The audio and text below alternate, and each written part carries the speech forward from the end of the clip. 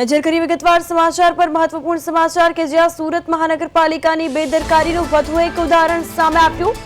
મુખ્યમંત્રી ભૂપેન્દ્ર પટેલે આ ગંભીર મુદ્દાની લીધી નોંધ। ગટર ચેમ્બરની બાજુમાં જ પીવાના પાણીની લાઈન નાખવામાં આવતા ભારે અવ્યવસ્થા સર્જાઈ હતી। લિંબાયત ઝોનના સોનિયાનગર વિસ્તારમાં સ્થાનિક લોકો છેલ્લા લાંબા સમયથી ભારે હેરાન પરેશાન હતા।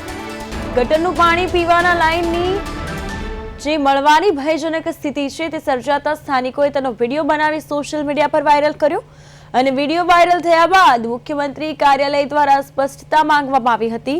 મુખ્યમંત્રીના આદેશ બાદ તાત્કાલિક અસરથી ગટર અને પાણીની લાઈનો અલગ કરવામાં આવી છે। ઉલ્લેખનીય છે કે છેલ્લા 2 વર્ષથી વિસ્તારમાં ખોદકામ કરીને તેનું ખુલ્લું જ છોડી દેવાયું હતું, જેને કારણે લોકોમાં રોષ ફેલાયો છે।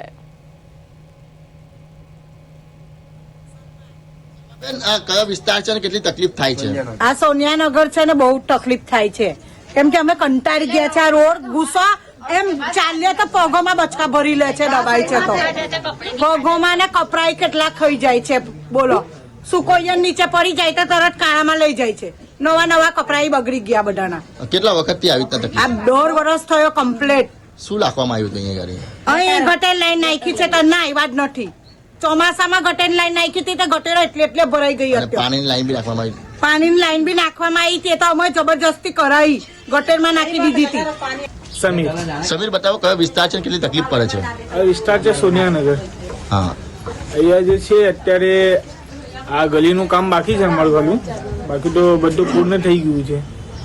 બસ આ ગલીનું થઈ જાય તો બાળકોને અને વૃદ્ધ માણસોને રાહત થઈ જાય। કેવી રીતના લાઈન નાખવામાં આવી છે એમાં?